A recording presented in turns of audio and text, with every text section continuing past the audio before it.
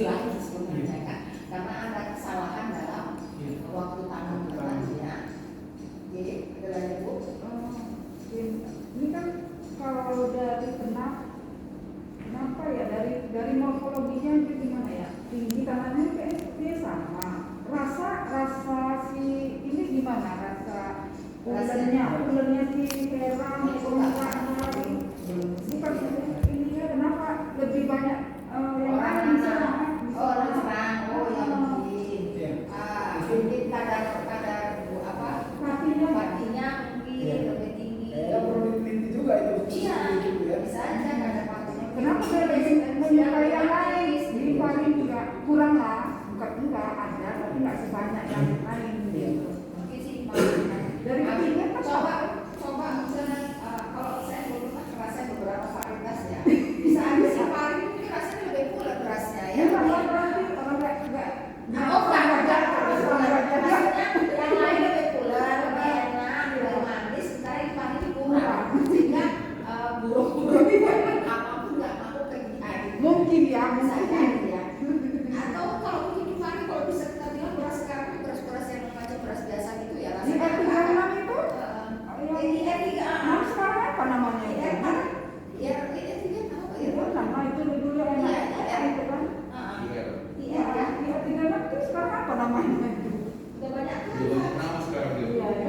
nama ya kan?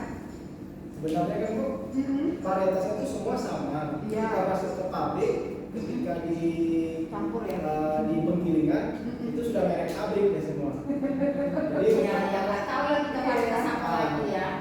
makanya mereka kalau mau buat varietas di situ, cuma kan pabrik ini penggilingan kan biasanya banyak dari petani, dia nanamnya segala macam. Nah biasanya beras yang memang pulen enak itu memang sudah baleri, dia varietas lokal. Dan memang varietas lokal yang usia tanamnya itu 5 bulan, 6 bulan itu jauh lebih pulen gitu, lebih enak gitu, dinikmati oleh orang gitu. Makanya di kampung-kampung itu tanaman di daerah-daerah pedalaman menanam Orang burung aja milih ya.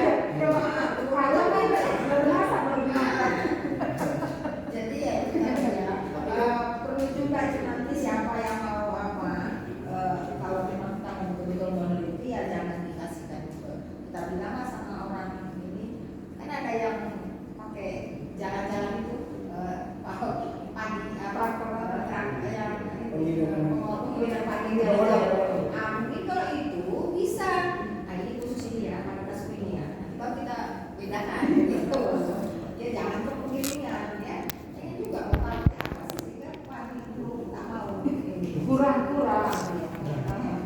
oke Ya. Kalau ini kalau dia itulah gimana bisa coba ya bisa jadi ya jadi saya udah dapat ini dapat bocoran ini ya oke selesai oke lanjut Bu kalau ada sama-sama kita bingung ya kita ini baru Gini ya. kita sama-sama dapat ide ya Bu ya. Jadi Yus Pahri ya, biasanya saya manggilnya Pahri aja. Jadi gini ya, jadi terus terang memang di dalam penelitian ini mulai dari proposal kita juga memang tidak terlalu stressing kali kemarin mau kemana gitu ya kan, artinya ini berjalannya seperti air mengalir lah istilahnya. Jadi kami dari pembimbing melihat bahwasannya pertama ya, untuk dikatakan bahwa ini layak sebagai tesis itu harus kita perbaiki lagi ya.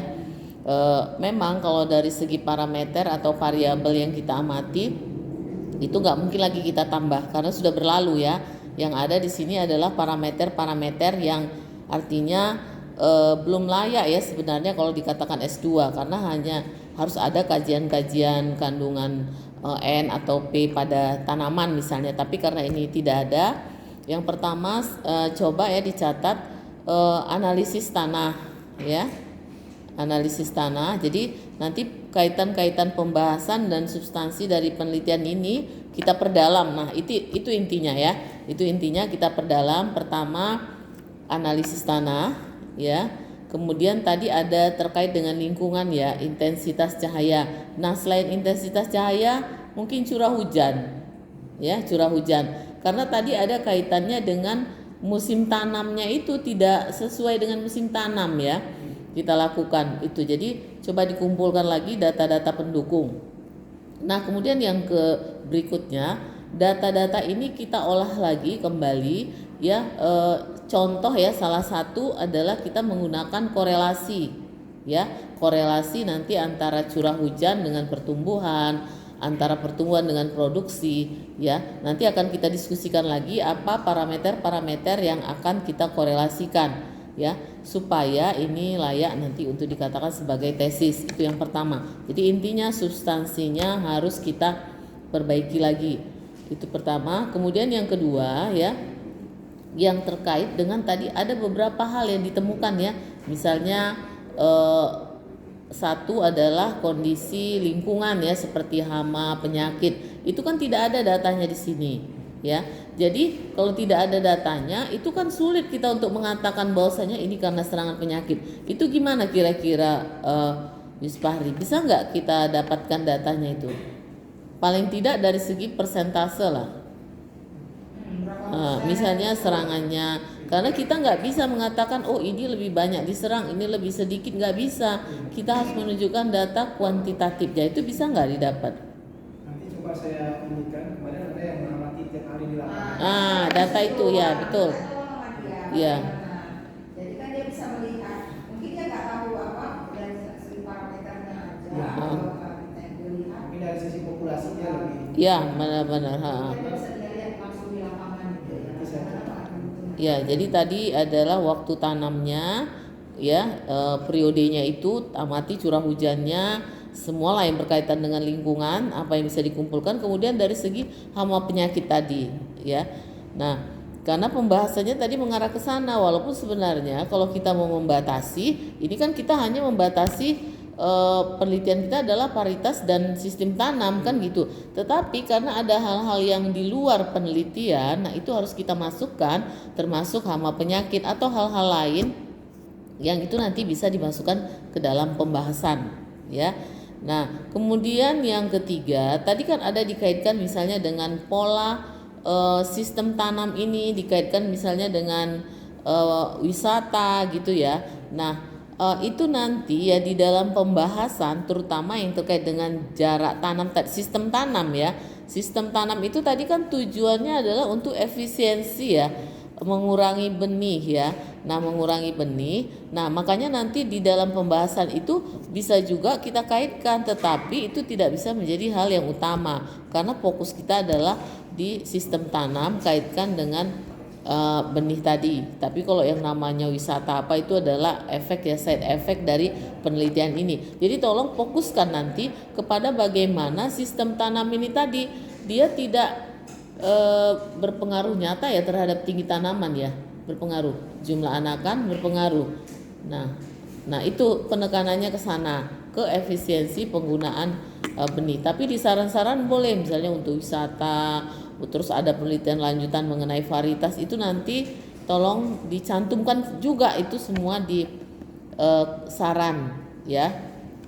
Nah, jadi kemudian mengenai varietas tadi sudah dibahas juga oleh Bu Murni dan Bu Yayu ya, mengenai kenapa tadi kok lebih tinggi produksinya invari ya daripada yang lain. Nah, ada kaitannya dengan kesukaan dari hama misalnya seperti itu. Nah, itu juga dicari data-data pendukungnya dan dikaitkan dengan kebutuhan masyarakat ataupun apa yang selama ini ditanam oleh petani. Nah, itu coba dibahas di bagian subbab paritas gitu. Jadi nanti setelah itu diperbaiki semua, baru kita nanti bisa berdiskusi ya untuk ujian. Saya rasa itu Bu Murni masukkan dari saya.